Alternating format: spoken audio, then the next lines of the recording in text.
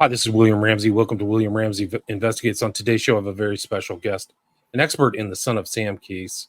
He runs the Son of Sam Chronicles. I'll put a link to that on YouTube, his show, and his website. He also has a new one on Gnostic TV, which I will also share. He goes by Rocker Mike. He reached out to me. We were talking about the Son of Sam and updates and some stuff in the news. But I'm very familiar with the Son of Sam case. I've talked to a lot of people. I've listened to a lot of people. But on my guest, I just reposted Carl DeNaro's book when I interviewed him 3 years ago. The title of that one is The Truth of Why I Wasn't Shot by David Berkowitz. Excellent book. So check out that interview. I've also interviewed Michael Caparelli, who Rocker Mike has also interviewed in a two-part series, so very knowledgeable. And another excellent book. I literally read that book cover to cover. Monster Mirror is the title. And very different kind of approach to kind of true crime, a kind of sympathetic look of somebody who spent 100 hours with David Berkowitz and really got the firsthand view. I've also talked to Mitchell. Books is Before Son of Sam, and then also Benson, who wrote Wicked King Wicker. So you can check those out. I'll try to put links to those in my show notes. But also, because of this whole attempted assassination of Trump, I kind of threw off my research. I wanted to listen to more of the Son of Sam Chronicles. There's a lot of information there I didn't know about. I've learned a lot from Dana as well. I've talked to you not about the Son of Sam, but about the process, which overlaps. But he's going to share some of his research, some of the recent stuff, and just kind of his work that he's done over the last 2 or 3 years with all these guests. So he's had Carl DeNaro as a guest, as well as Caparelli, as I mentioned.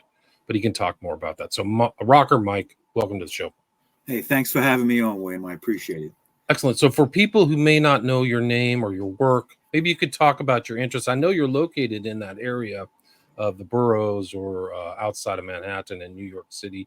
Maybe you can kind of talk about your background, what led you to the interest in Son of Sam. Sure. Maybe we can just start off with one of the subjects that you've researched. Well, in a nutshell, basically, I mean, I've been interested in the case since it was happening in 1977. Okay. I was a kid at the time, very impressionable 8-year-old when he got arrested. And it affected me because what I realized at that young age is that there is evil in the world and sometimes there is chaos. The summer of 77 in New York City was crazy. There was a major blackout. There was a lot of crime. This is kind of like what I was experiencing as a child in this environment. And it was something I remember the fear of the adults. I remember my mother changing her hair because they were, she was afraid of being targeted.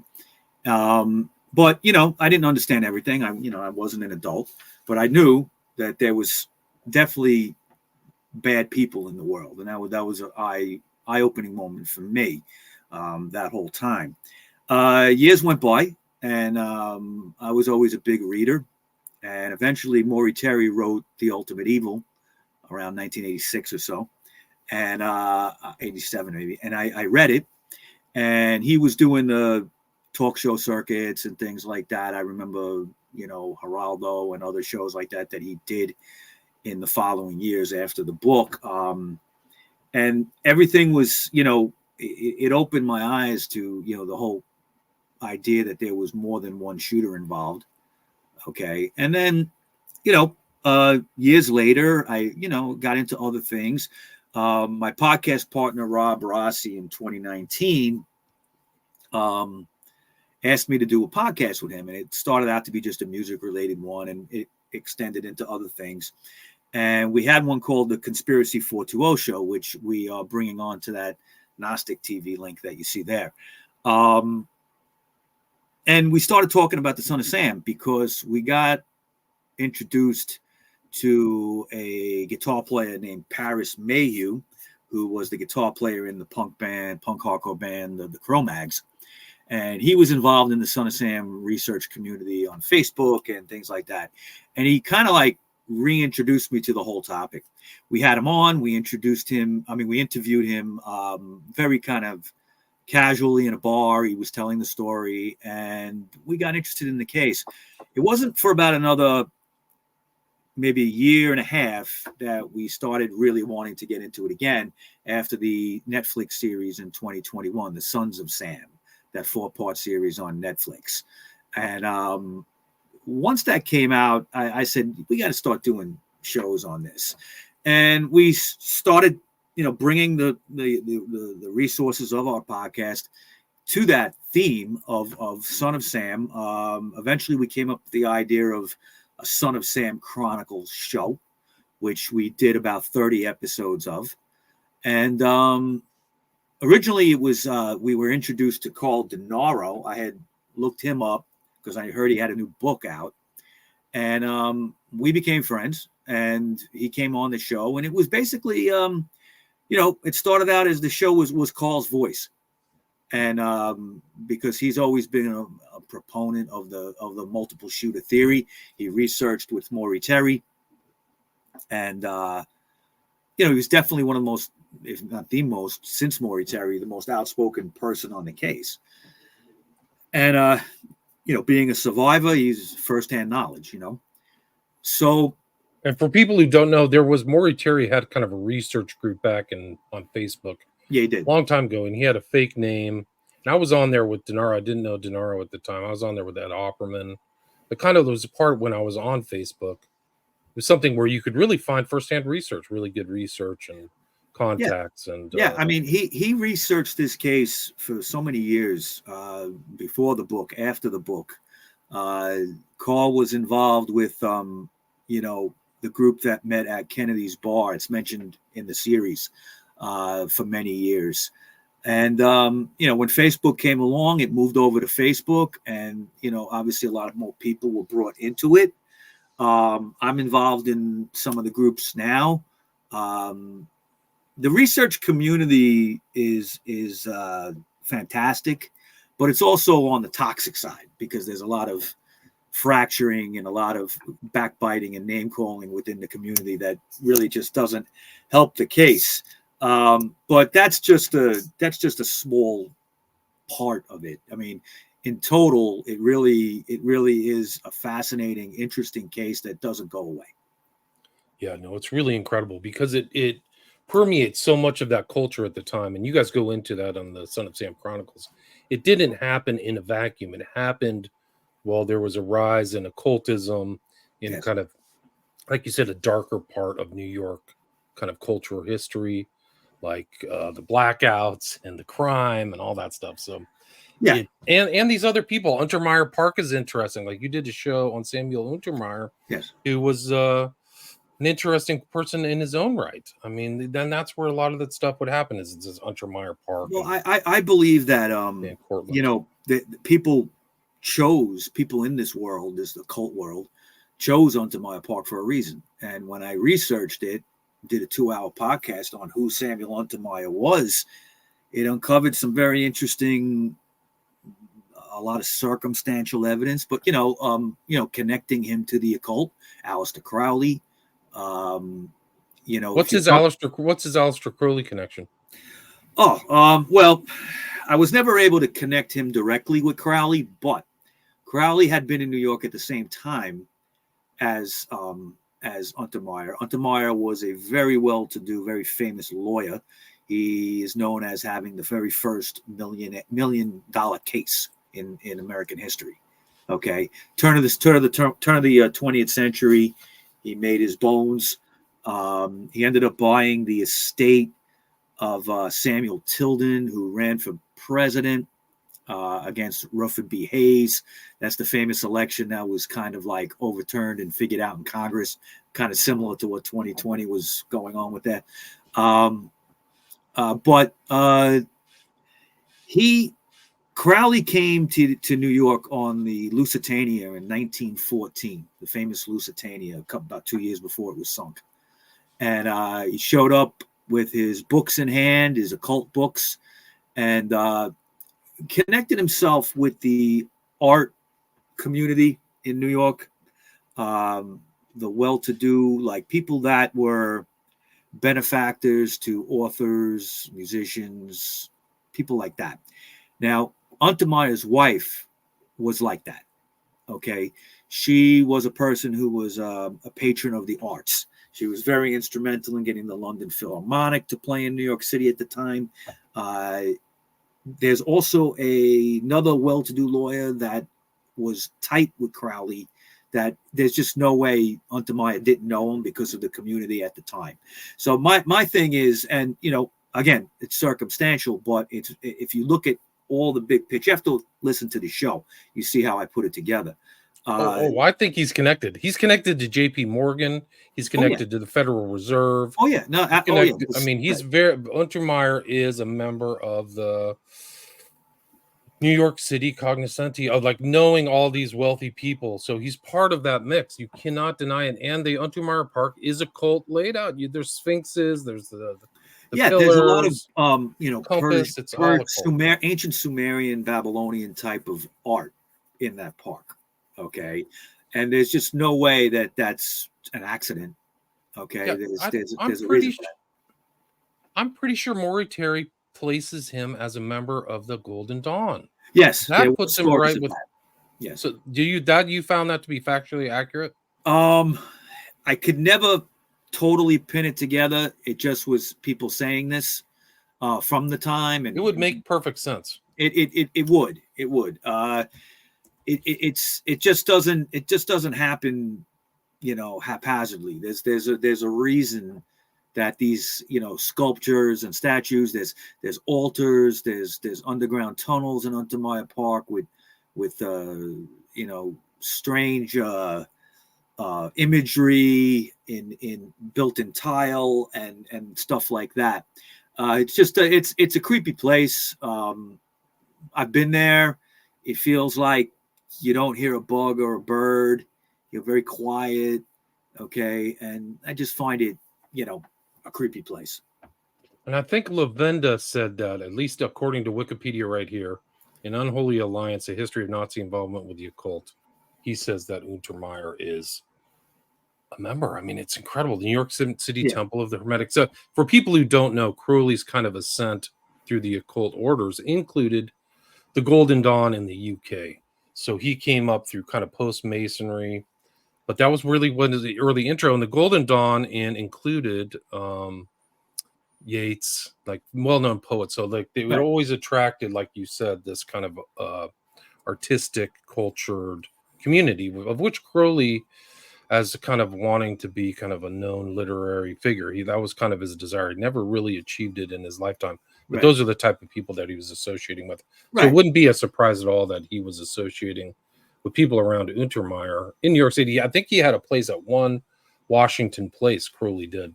Yes, so he was in Manhattan. So like, he was a rich snob. Like, so he's only hanging out with the other rich people. Like he's a total classist, really, the slave shall serve. So that was kind of his attitude. Plus he was a double agent also. He pretended to be pro-German, but was actually working for the British government into spying what was going on with German citizens here in America.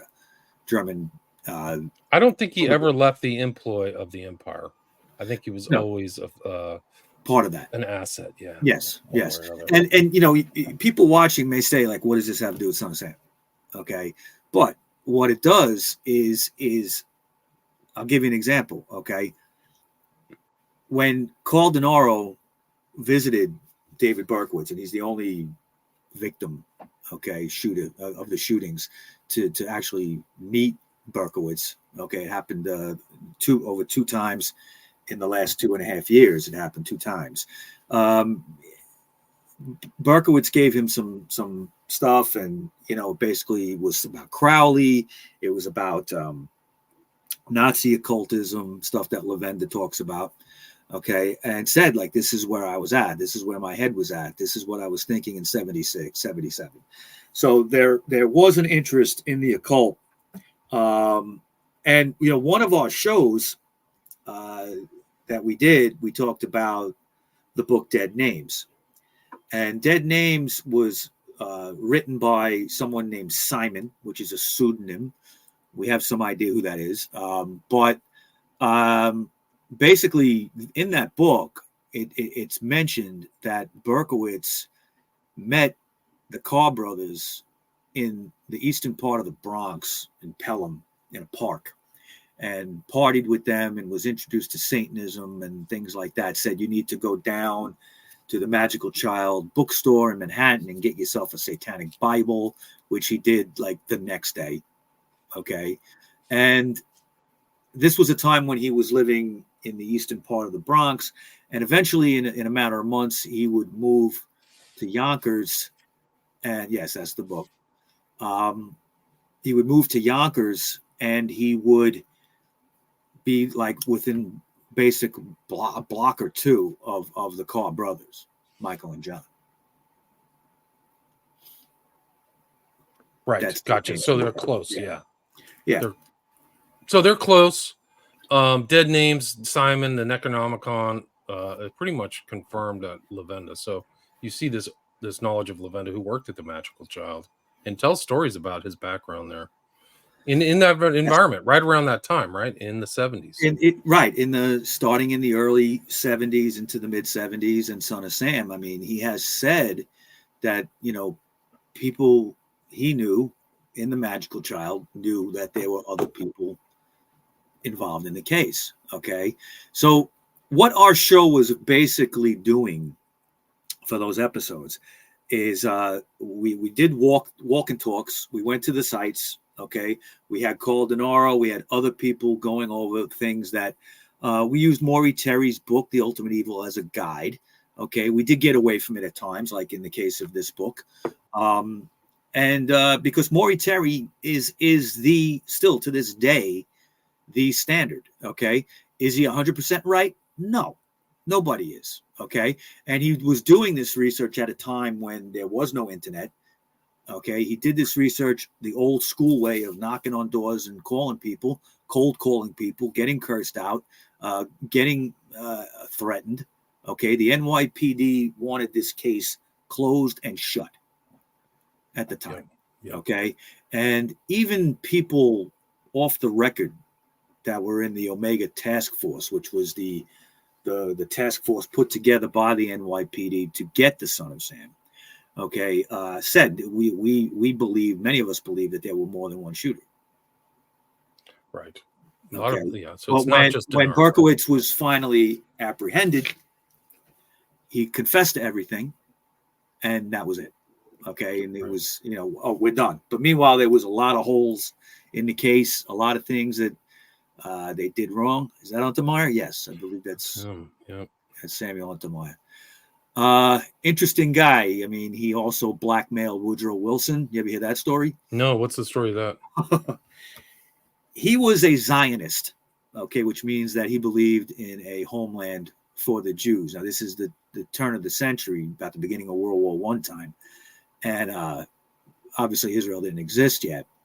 And he was introduced to a woman approached him and said that her son was in trouble. He was a banker in Washington, D.C. He was in trouble for something that seemed like embezzlement or something like that. And this woman turned out to be kind of I don't want to say a lover, but a paramour of Woodrow Wilson, somebody that when he was he's still married, he was having kind of like a little bit of an improper relationship with. A lot of letters were written. And this is when he was president of Princeton prior to being the president. Okay. And this woman wanted the newly inaugurated Wilson to help her son get out of trouble. So one day, Wilson, early in his presidency, gets a knock on the door. In those days, I think you could actually go up to the White House and knock on the door. Okay. And it was Untermeyer, and Untermeyer spoke to him and basically blackmailed him. He said, this woman, I have these letters that you wrote, and Woodrow was showing the letters, and he was shocked that this guy had them. He explained to Wilson what the situation was with this kid, this banker kid, and he said, listen, I'll pay whatever has to be done to get this kid out of trouble. Untermeyer said this, but what I want you to do is when you have your first Supreme Court pick, I wanted to be somebody of my choosing. And that turned out to be Brandeis, who I believe was the first Jewish Supreme Court member. Wow, that's incredible. Okay. And when the time came, when someone had, I don't know if they passed away or stepped down, but he was due to pick a Supreme Court justice. He picked Brandeis. Okay. And Brandeis was not just a regular Supreme Court justice. He was very active in foreign policy. Okay. He spoke to Wilson. He had his ear. Okay. And he was very instrumental in pushing buttons that would get us into World War I, a war we had no place in. Okay. So anyway, without going too far off the Son of Sam, Brandeis was the pick of Untermeyer, and Untermeyer blackmailed Wilson with this. But it's all important because the groundwork of the Son of Sam and the Process Church and all these occultists, they passed through Crowley. So if Untermeyer and the Golden Dawn, these guys all had a Crowley phase, and they talk about it. Wiley, the number 3 at the Process, said we absorbed Crowley. Like that's what they did, is they absorbed it, and just like Hubbard. So all these guys at this time like worked their new occult thing, and almost all of them do actually, if they are smart enough to create their own kind of cult. They reference Crowley always. So Crowley's a very important aspect to the Son of Sam case that people wouldn't believe in. And even that symbol that they have on there is somebody Crowley translated his works. It was Eliphas Levi. Right. Eliphas Levi was prior to Crowley, he was like the occult guy in the world. Right. Okay. He was the Crowley of his age. Maybe I think about 100 years earlier or something. No, he died in 1875, and Crowley was born in 1875. Maybe 50 years later or something. Yeah. Something. No. Even less? Listen. Eliphas Levi died in 1875. Crowley was born in 1875. Okay. And Crowley thought he was the reincarnation of Eliphas Levi. Yes, his real name was Louis Constant. He was He was a former French priest. Right. Yes, I did forget that aspect. The Son of Sam symbol is something that, could be taken from Eliphas Levi in his writings and things like that. And also there's the Eliphas disco in Bayside, Queens, where there was a shooting outside that. Okay. Those people did survive, luckily, but they were shot by whoever was in the occult at that time, in that cult, I should say. I don't believe that was actually done by Berkowitz. I do believe that Berkowitz did the Bronx shootings. Okay. He has confessed to that. He's confessed to all of them prior to being incarcerated. And over the years, he's changed his story around several times. Recently, you mentioned Mike Caparelli. Mike Caparelli's book, he confessed to all the shootings once again. But he was also up for parole at the time. Okay. And it's not respectful to say you didn't do certain parts of the reason you're in jail when you're up for parole. Okay, in other words, if you're he's playing games, he's cagey. He changes his story a couple times. Yes, he does. Which is part of the problem, because I think if he came clean, I think a lot of things could be figured out if he came clean, but he hasn't. Right. No, it's really something else. And he still is kind of cagey about telling stuff. And he always was. He always says, like, I can't tell the truth because people in my family will get killed. Like, he's made statements like that in the past. Yeah. Yeah. It's a concern. Well, he's up there in age now. There's not many people in his family left to worry about. So, And he had his throat slit. Like, he almost died in jail. Early on. Yes. Early on in the incarceration. Yes. I believe it was in Attica prison that happened. Yeah. So, I mean, that's just one aspect, this Untermeyer. And then there's also the Mad Monks. I did a show with James Day about the Mad Bishops. And that's a component in this case. And when I was listening to your show, you mentioned this guy Profeta, and that's so crazy because it ties in with Garrison. Like Jim Garrison, sent letters to Profeta as this kind of non-Catholic crazy monk story. Yeah, I mean, it was in the Dead Names book. It's really laid out how churches are used as fronts for intelligence. Okay, it's laid out in this book. Okay, very well. Lavenda himself, started a church, and even got into the Robert F. Kennedy funeral, dressed as a priest. Okay, they just let him in. I mean, talk about failures of security, like the Trump assassination attempt. They just looked the part, and they got into St. Patrick's Cathedral. Okay, and they did it to get out of Vietnam, and they did it because they wanted to have a front to their occult activities and things like that. But when they were putting their church together, they realized that some of these churches that they were maybe going to join before starting their own were really just affiliated with intelligence. Okay, even the FBI under J. Edgar Hoover had to approve you. Incredible. How nuts is that? That's totally nuts. It's totally crazy. Yeah. And it ties into kind of my research, and Ferry has overlaps this interest in the occult. Definitely a CIA agent, wandering bishop, wanted to be a bishop, was like he couldn't get ordained in the Catholic Church because he had a predilection for teenage boys. So that they didn't say that you were Hebrew. I don't know what the right word is, like a young teenage boys, but they would say you had an emotional problem in the Catholic Church, and then they wouldn't let you in. But that's what he really wanted to be, that wandering bishop. And I think one of the interesting things about Ferry and some of these people who died after JFK is that there was one guy who knew Oswald. He said, "There's some kind of weird bishop guy following me," and then he died like in a horrible death, like he got stabbed and like his femoral artery he bled out or something like that. Yeah, it's weird. So it involves these kind of weird bishops walking around. Yeah, and they're fronts for intelligence, basically. They answered to FBI, J. Edgar Hoover, CIA, or whoever. Yeah, it's interesting because that's what Garrison was running into. He was running into secret agents all the time. Profeta was probably one. Barry definitely was one. He wasn't known at that time, but it's pretty much confirmed. Right. Hopkins pretty much confirmed it, yeah. Right. Now, like I said earlier, it's a case that doesn't go away. Even in the last 2 months, there's been some news regarding this case. But I'm going to try to debunk it right now, basically. Okay. The NYPD has attached a shooting to the timeline, and it has become officially the first shooting. Okay.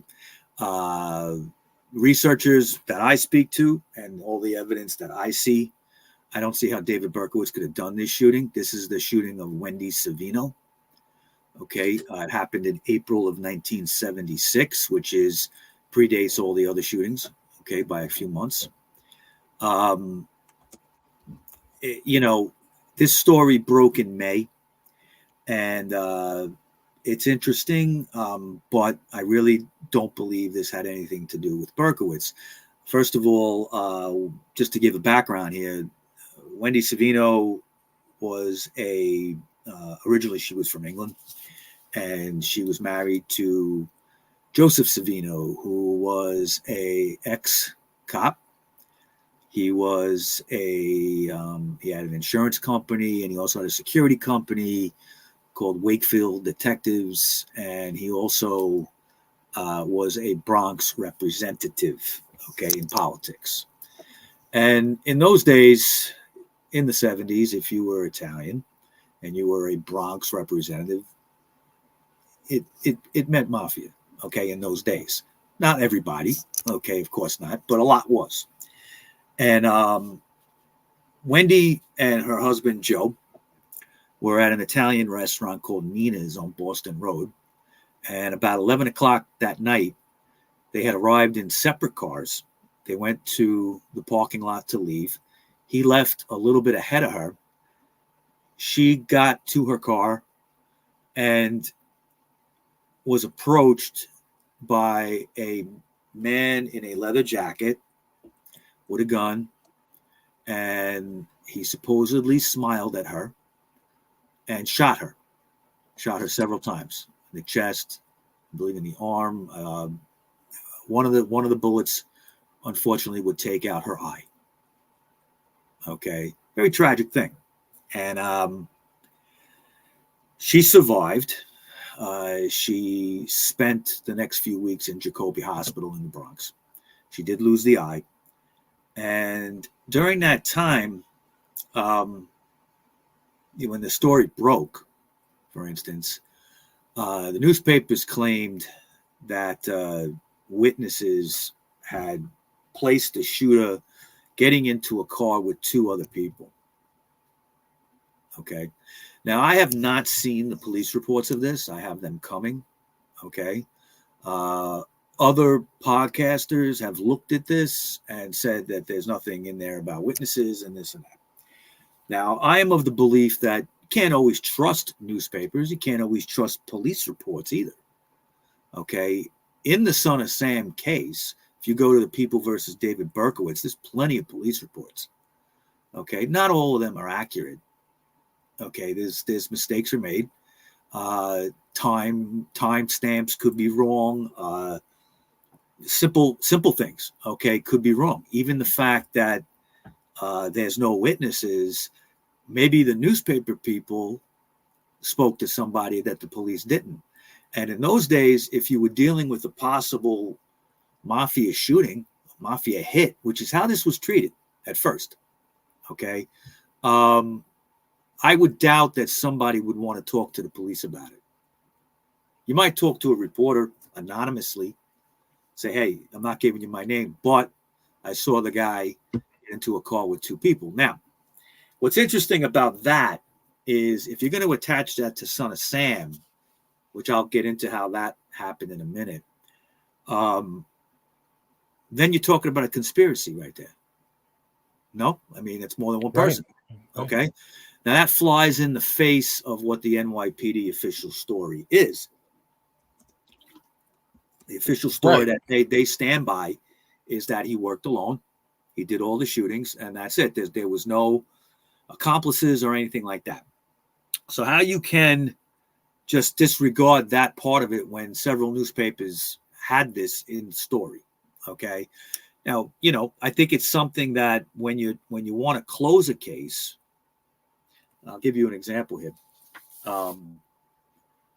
When this case was brought to the attention of the ADA in the Bronx right now, Christine Scaccia, okay, she basically said that probable cause has been established that David Berkowitz is responsible for the shooting of Wendy Savino. A conferral was made with the ADA, Christine Scaccia of the Bronx District Attorney's Office, and she's in agreement that if the facts of this case were associated to a present-day case, an arrest would be made. Based on the statute of limitations for felony assault, this case is closed on an exceptional clearance. Okay. So all you need is probable cause. All right. We know that the bullet used was a .32. What was David Berkowitz known as? The 44 caliber. 44 caliber, right. Right. So there's never been a .32 mentioned around him. A gun was never found. Okay. Then the shooter supposedly smiled at Miss Savino. Now, first of all, some of the descriptions and details she gives to the case, to me, seems a little off, given that we're dealing with a parking lot that's probably pretty dark at 11 o'clock at night. You're also shot in the eye, tragically. Okay. Most studies show, and this has been proven many times, you can look this up. When someone points a gun at you, what you remember the most is the gun. You don't remember features. That's not saying you can't remember something about the person. Okay, like let's say they're wearing an eye patch or something out of the norm. You probably remember. Okay, now the description she gave of this shooter, which was not immediately after the shooting, she had some time to recover before this sketch came out. That's it right there. Law enforcement today is trying to say that that's Berkowitz. Now, I don't see the resemblance. Sketches can be useful and sometimes not. Okay. In this case, there's sketches of people that definitely don't look like Berkowitz, even more so than this. Okay. So I don't, this looks like any 1970s looking dude. Okay. He was wearing a leather jacket. She remembered that. That seems a little odd as well to remember a leather jacket, but maybe it's possible. Okay. Berkowitz has never, been seen in a leather jacket, or, I'm not going to rule it out as far as the leather jacket. Anybody could have one. All right. In the 70s, it was a big thing. But I'd like to know what the probable cause is. All right. You have Berkowitz's MO was not to go up to you and smile at you and pop you. Okay. You got shot from behind, from the side. Nobody really saw the shooter. Or if they did, he was very dark, couldn't give a good description. He didn't smile at you. That's very menacing. And he didn't act like that. Okay. I don't think he had the courage to do that. Okay. Right. And there's like multiple, the whole crime drawings are all different too, right? At that time. So this picture is in addition to like 3 perp drawings that don't look the same at all. There's many of them don't. Okay. Yeah. And researchers out there, they pick and choose their facts. Okay. They sometimes, and I guess maybe, no, I'm not going to even make excuses for that, because I think that when you pick and choose your facts, you're not being honest. And the podcaster involved with bringing this to the police department is not honest. Okay. He's definitely not. And, that's all I'm going to say about that. Also, it's interesting that the detective that closed this case out, his name is Detective Robert Klein. He has about 20 years service on force. I actually spoke with him, okay, through email. And he explained to me, all you need is probable cause.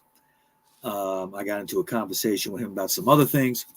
For instance, when this story broke in the Post, New York Post, it said how they went to interrogate David Berkowitz recently in prison.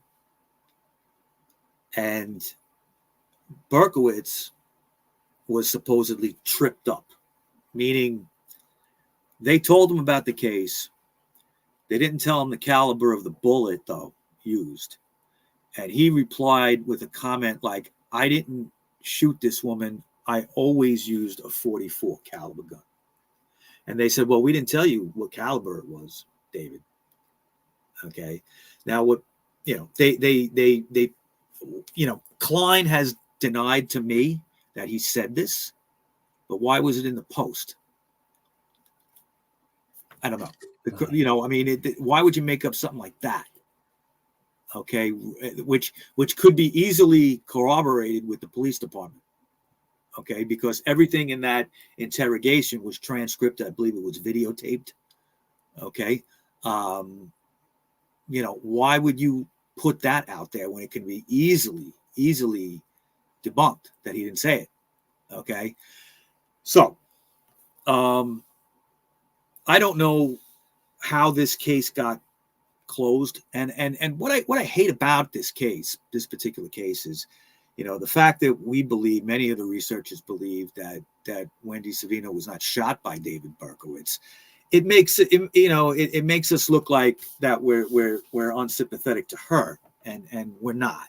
Okay, I believe that the NYPD looked to have a feather in their cap with this. Okay, a nice little feather in their cap, because we all know crime is out of control in New York City. They're not getting things done. There's a lot of reasons for that.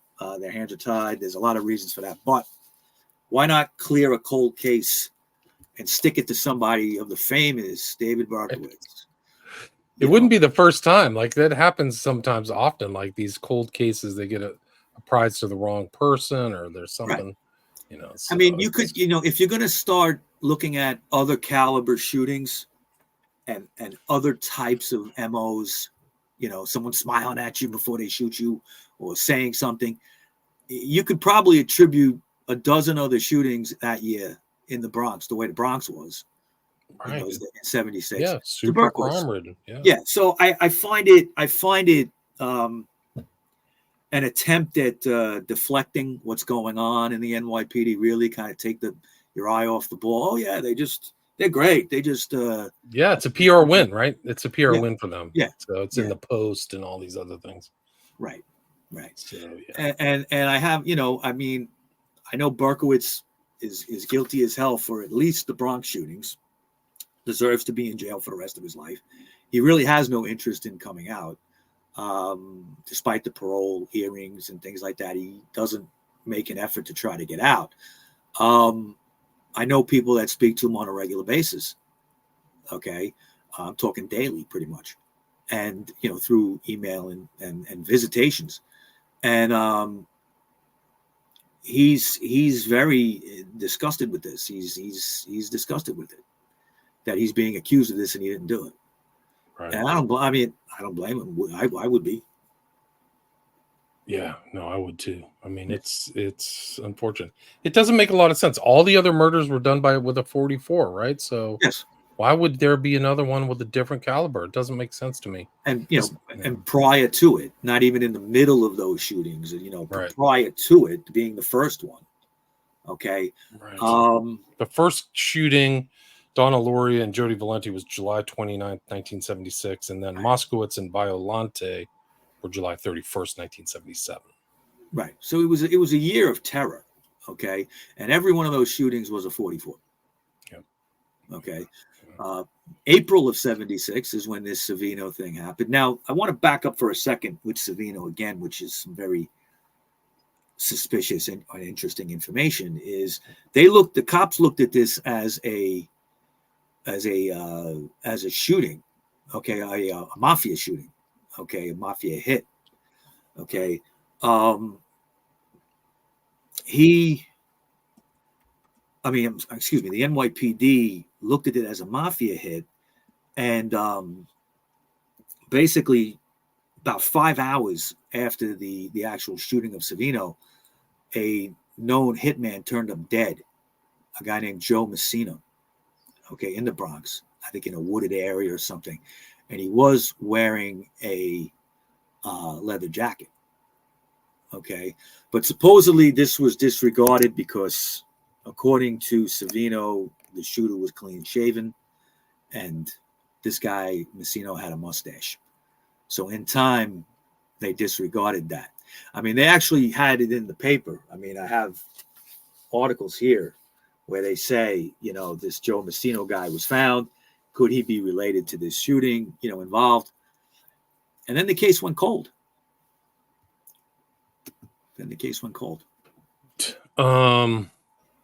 Yeah, it's just incredible. Yeah.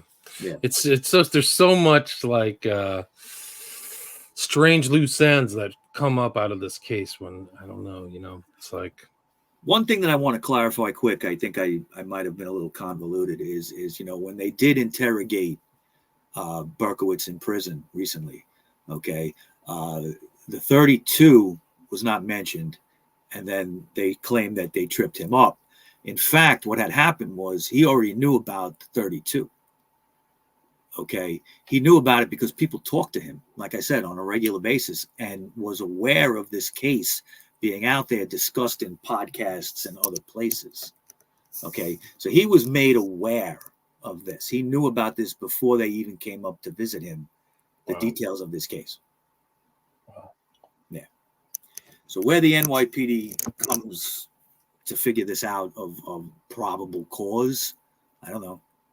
I have another researcher that told me, okay, and he's very reliable, that you remember that Berkowitz had a security job at that time in April of 76. He worked nights.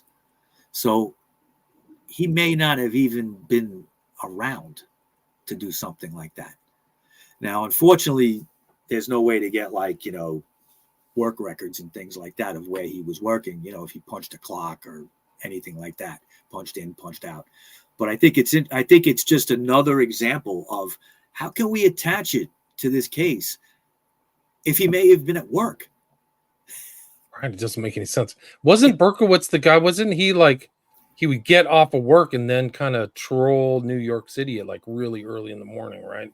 Yeah. 4 or 5 a.m. if I remember correctly. Yeah, So, yeah. Well, that was when he was working in the post office too. that's the post office, After that, but yeah, he did that. Yeah, yeah. So the Savino case is really questionable. it is, and there's a lot of strange information about Savino, her husband. Connections within the mob, connections of corruption. He had a detective agency that was protecting the Shah of Iran. Wow, interesting. And he got in trouble later on with this. Apparently, that detective agency might have been stealing things from the Shah. I wouldn't be surprised. Wouldn't be surprised at all. Out of his residence. Didn't he live in Manhattan, I believe, for a while? And billions of dollars. He took billions of dollars when they right. Well, that he did, yeah. But there's all kinds of stuff around the Savinos that you gotta go like, well, some questions. Yeah. Also, Miss Savino was obviously traumatized after the shooting, and I have total sympathy. Her husband sent her back to England for 1.5 years after the shooting. Okay, remember when she was shot, there was no Son of Sam. There was no .44 caliber killer. Okay, she was afraid that he was going to come back and finish her off because in those days the newspapers would put your address. Wendy Savino of blah blah blah. Road. Okay, that was all in the papers in the articles. So rightfully she was afraid, and she went back to England. And it wasn't until after August 10th, 1977, when Berkowitz was apprehended, that she came back and said, "That's the guy who did this to me." Okay. Originally, she said he looked Italian. Then she changed the story that, and I don't know what this means, but he had a hook nose. Berkowitz have a hook nose? I don't know. There's certain stereotypes affiliated with that. I'm not even going to say it, but it just seems like it was just too convenient. Now, you could say, how would she even know what was going on? The London Times in England was covering this case nonstop, just as much as anybody else. Okay, in Canada, they were covering this case as much as so. This was an international thing. She somehow, heard about this and believed that he could be the guy. Look, is he the guy? I don't think so. Could it be? Maybe. But is there enough evidence to close this case out that he did it and say it's probable cause? That's the real argument here. Okay. Right. We live under a system of laws. Okay. And when the authorities start bending these laws and take your rights away, I mean, this is like, don't we see this all the time now? Okay. Yeah, all the time. Yeah. I mean, it's the corruption. Corruption's off the highest levels of government now. It's just the NYPD local police department doing this, but it goes higher. Yeah, no, it's incredible. So you can't. It's really shame. Like the government's corrupt. Like these cases against Trump are case in point, or Alex Jones, like a 1.5 billion judgment for misstating something wrong. I mean, the proportionality is not. It's totally out of whack. It's totally crazy. Yeah, and like a 34 count felony indictment for a payment to a ex-porn something that star. would be at best a misdemeanor. At best. And the statute of limitations were already over with. And it was a civil case. The government brought a civil case, not a criminal case. Like, what the heck is going on? Who takes that seriously? It's crazy. I mean, objectively, it's crazy. It's not a left-right issue. It's just totally lunacy. And anybody who promotes that is a well, we've been conditioned. I know this is off topic, and I've addressed this on my Facebook as well. We've been conditioned certain people have been conditioned, I should say, not all of us, that, Trump is Hitler 2.0.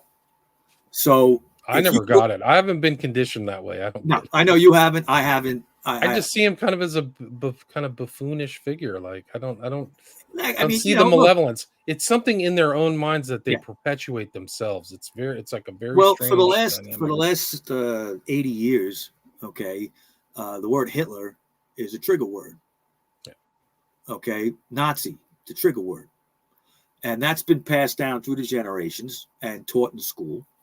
And basically, Nazi or being compared to Hitler now is really somebody that just doesn't agree with you. Right. Okay, so it's been made part of the lexicon of the language. Okay, where we use these words that really shouldn't be used. I mean, the word Nazi and the word comparing somebody to Hitler 2.0. You got to save that for like the real thing. The real thing, yeah. It's really irresponsible. Okay, yeah. and people today, first of all, with social media and all that, people every average Joe who doesn't know shit has a voice. Okay, and sometimes that's okay, but most of the time it's not. All right, and there's too many know-it-alls out there. There's too many people that think they know everything because they have a little bit of a platform, and then they have their own agendas. It's the truth. Their own agenda, yeah. I mean, I think it's a political agenda, misstating. A lot of these people are very irresponsible polemicists, rhetoricians. So it's like, you can't just trust them. I mean, they have a political agenda. They want politics, so they demean their enemies and turn them into caricatures, cartoonish caricatures. But just to bring it back to Son of Sam for a second, is even certain podcasters have agendas. No okay, question. they want fame, they want money, they want something. Okay, and they will lie and distort and character assassinate and go after people that can't defend themselves because they're dead. Okay, or other things. Right. Good point. They will use facts, twist them, turn them around, put a square peg in a round hole, use people like I believe Miss Savino has been used. Interesting. Okay, she's in her late 80s now. The lady needs, she deserves closure as to what happened. Okay, but I think the hoopla around this, it's not closure. If she wants to believe it, more power to her. I wish her all the best in the world. Okay, but I believe she's been used by the NYPD and by certain people within the Son of Sam research community for their own ends. And I think that's disgusting. I agree. I think it's disgusting. Yeah. Mike, we are at the 52-minute mark. Is there anything you'd like to add? Anything I missed before we wrap it up? Well, I just want to mention quick about our new series, if that's okay. Yeah, please do. Okay. We kind of put the Son of Sam Chronicles on hold at the end of 2023. But we're going to be doing pop-up shows about it. And of course, I've been going on quite a few shows talking about it as well. But we have a new series now on GnosticTV.com called The Truth Behind the Crime. Me and Rob Rossi. Okay, I can't forget to mention Rob, who's my podcast partner. Really kind of like my partner in crime. And he, both of us have put this new show together. Gnostic TV has been very helpful. And we're trying to, do something different this time. Okay. We're going to be talking about different cases. A lot of them be one and done with one episode. There might be some that are 2-parters, 3-parters. And the great thing about Gnostic is that it is censorship free. Okay. Our other show, Conspiracy 420, we've had to kind of slow down and not put on YouTube because of problems on YouTube. We started talking about Pizzagate and coronavirus, and we were getting shadow banned and in trouble and stuff like that. So we'll be bringing the Conspiracy 420 onto Gnostic very soon. If you go to GnosticTV.com, there is a link I think we can put in the show notes at some point. Be happy to. There's a special deal right now. Right now, it's $50 a year for all of Gnostic's content. They have dozens of shows. Everybody is fantastic. And, of course, our show. But if you mention Rock or Mike, which is me, you'll get an additional discount that'll make it $30 for the year. All right, so we hope everybody joins us. Takes a lot, if you do podcasts, it takes a lot of time. You know this, okay? It takes a lot of time, and you need the resources, and which is why we've brought this true crime series to behind a paywall. Excellent. And your research is impeccable on the Son of Sam. So people go check out those Son of Sam Chronicles. I'll put a link to that. It's a subset of Rossi's YouTube page, right? Yes. If you go to Getting Lumped Up with Rob Rossi, that's an inside joke. I won't even get into it. But Getting Lumped Up with Rob Rossi, you will find all our shows on there, including the Son of Sam Chronicles, Conspiracy 420, that's on video. There it is.